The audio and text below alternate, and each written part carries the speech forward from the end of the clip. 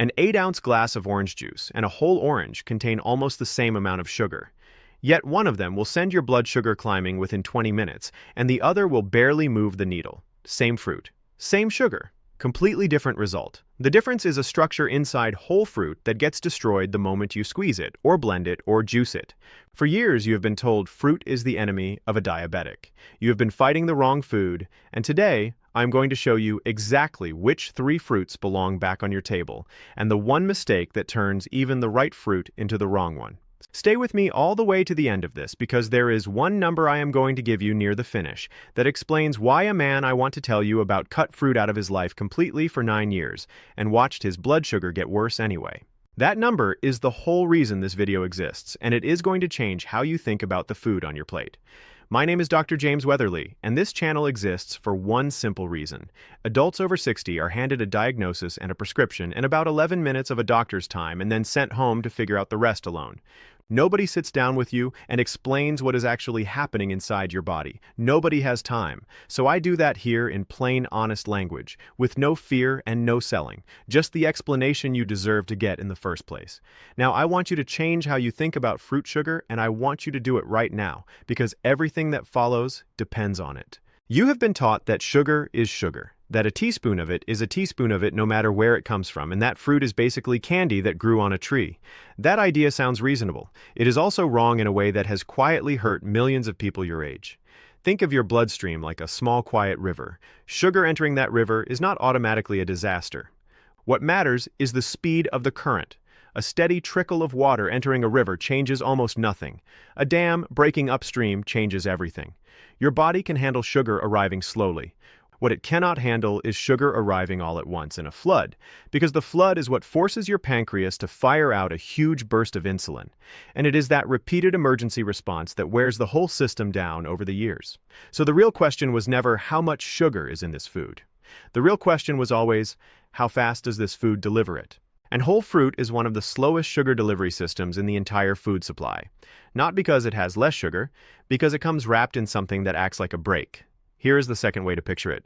Imagine pouring a bag of sand through a funnel, wide open funnel, and the sand dumps through in seconds.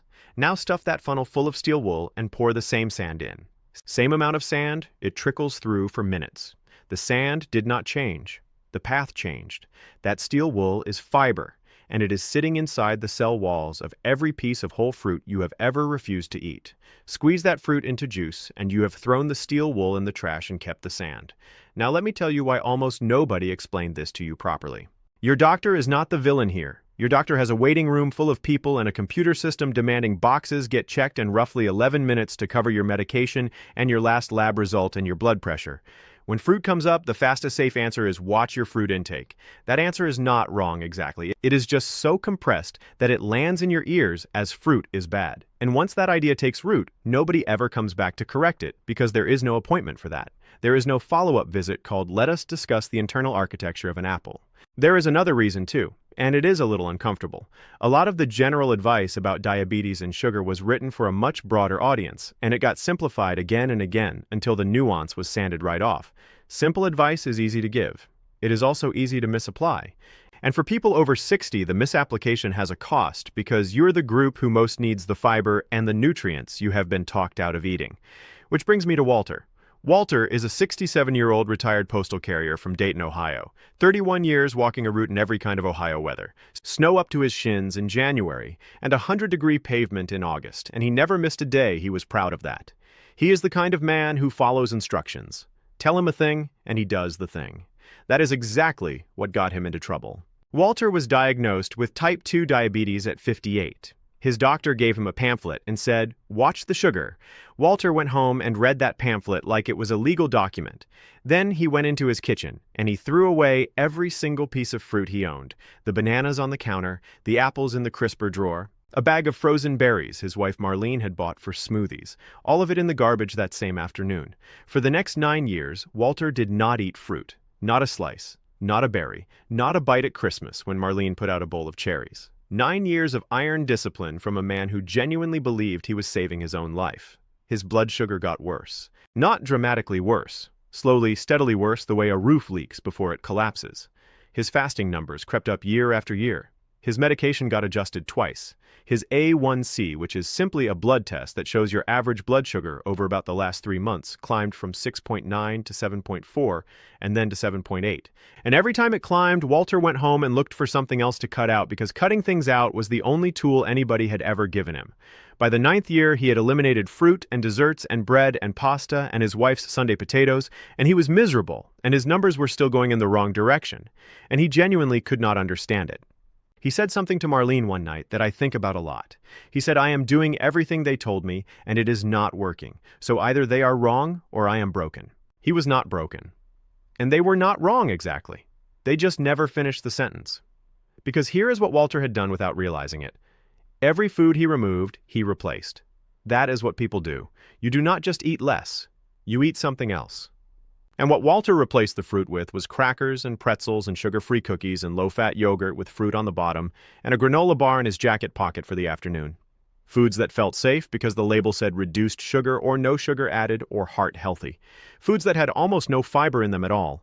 Walter had spent 9 years removing the brakes from his diet and installing accelerators and calling it discipline. If that just landed on you, a little hard type the word Walter in the comments. I want to see how many of you have been doing some version of the exact same thing because I promise you it is not a small number. Now, let us get into the real mechanism because this is where it gets genuinely interesting, and this is the part that will stay with you. When you eat a whole apple, the sugar in that apple is not sitting loose and ready to go. It is locked inside plant cells, and those cell walls are made of fiber. Your digestive system has to physically break those walls down before it can even reach the sugar, and that takes time. Your stomach has to work. Your intestine has to work. And while all that work is happening, the sugar is being released in a slow trickle over a long stretch, rather than all at once. That fiber does something else too, and this is the piece almost nobody explains. Soluble fiber, which is the type found generously in apples and berries, actually turns into a soft gel when it hits the water in your stomach. A real gel. And that gel coats the inside of your intestine like a thin layer of syrup on the wall of a glass. Now, the sugar molecules that do get released have to swim through that gel before they can reach the intestinal wall and cross into your blood. It physically slows them down. You are not just eating fruit. You are eating fruit that comes with its own built-in speed limiter. Now compare that to the juice. When you juice an orange, you are doing the work of digestion in advance with a machine.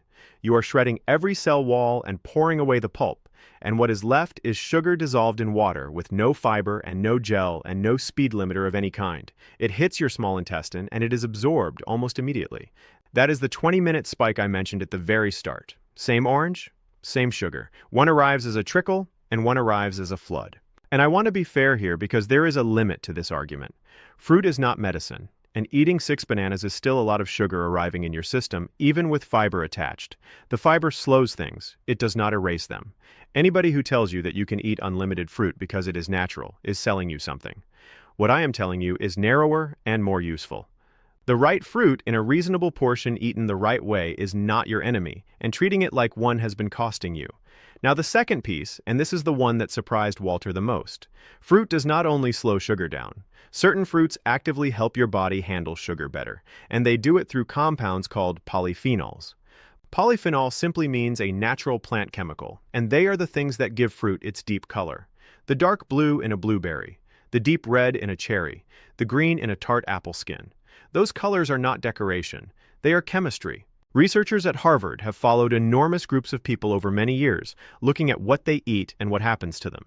And one of the consistent findings that comes out of that work is that higher intake of whole fruits, especially blueberries and apples, is associated with a lower risk of developing type 2 diabetes, while higher intake of fruit juice goes the other direction. Same fruit.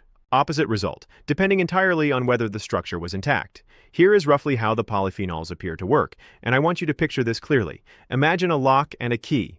Insulin is the key. Your cells have locks on them, and when insulin turns the lock, the door opens and sugar moves out of your blood and into the cell where it belongs.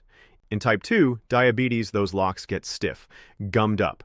The key still fits, but it takes far more force to turn it, which is why your pancreas has to pump out more and more insulin to get the same result, and why it eventually gets exhausted.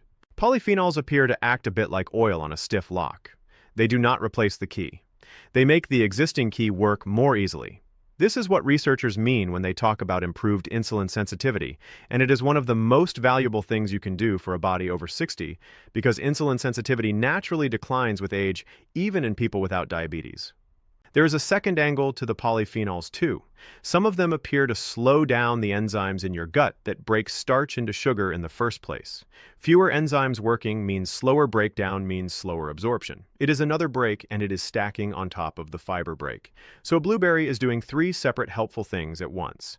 It is delivering its own sugar slowly through fiber. It is coating your intestine with gel to slow everything else down. And it is delivering compounds that make your own insulin work better.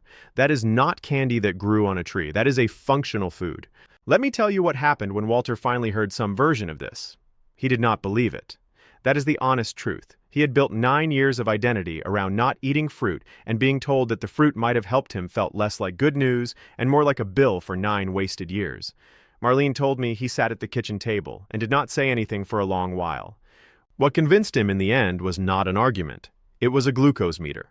He tested his blood sugar before bed one night. Then the next morning, instead of his usual bowl of low-fat sweetened yogurt with granola, he ate half a cup of frozen blueberries thawed out, and a spoonful of plain full-fat Greek yogurt, and a small handful of walnuts. He tested again, 90 minutes later. His number was better than it had been on the yogurt and granola, not slightly, clearly. He did it again the next day to be sure. Same result. Then he tried it a third way just to be stubborn, and he ate the blueberries completely alone on an empty stomach with nothing else, and the number was noticeably higher than when he had eaten them with the yogurt and the nuts. That last test taught him the third piece, and it is the piece that most people never learn. Where are you watching from today? Drop your city in the comments because I am always amazed at how far this reaches, and I like knowing who I am talking to. Now the third piece, it is not only what you eat, it is what you eat it with and when you eat it. When fruit goes into your stomach alone, it moves through relatively quickly.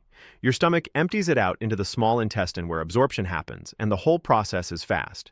Now add protein and fat to that same meal. Protein and fat slow gastric emptying, which simply means the exit valve at the bottom of your stomach stays partly closed for longer. Your stomach holds on to everything a bit longer and releases it gradually instead of all at once. Picture a traffic jam at a tunnel entrance. Fruit alone drives straight through. Fruit with a handful of walnuts and some yogurt has to wait in line. That waiting is the whole point. That waiting is a flatter curve on your glucose meter.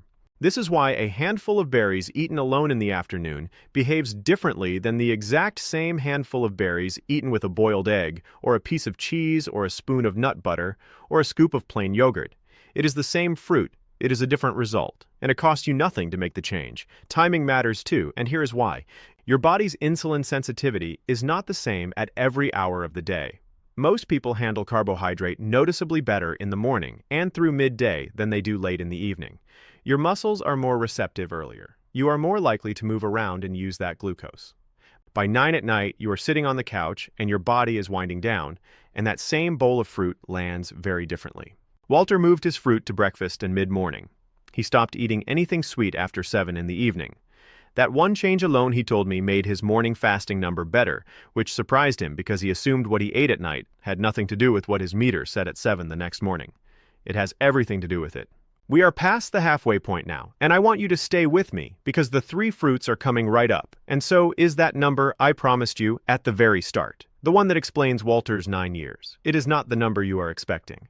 So which 3 fruits? Number 1, berries. Blueberries and raspberries and blackberries and strawberries. If you only take one thing from this entire video, take this. Berries are the single best fruit choice for a person managing blood sugar, and it is not close. Raspberries in particular are remarkable because a single cup contains around 8 grams of fiber, which is an enormous amount for such a small food, and it means the sugar in them is arriving through an extremely narrow funnel. Blueberries carry a heavy load of the dark polyphenols we talked about.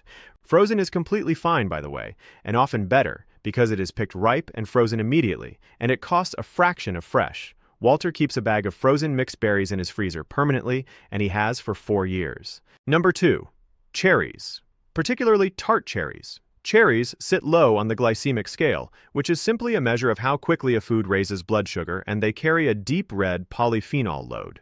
They also happen to be one of the few foods with a genuine link to better sleep quality, which matters more than most people realize, because poor sleep worsens insulin resistance the very next day. 2 problems, 1 fruit. Just be careful with dried cherries and dried anything really, because drying concentrates the sugar and removes the water, and it is very easy to eat 40 cherries worth of sugar in one small handful without noticing. Number 3. Green apples. A tart green apple with the skin on.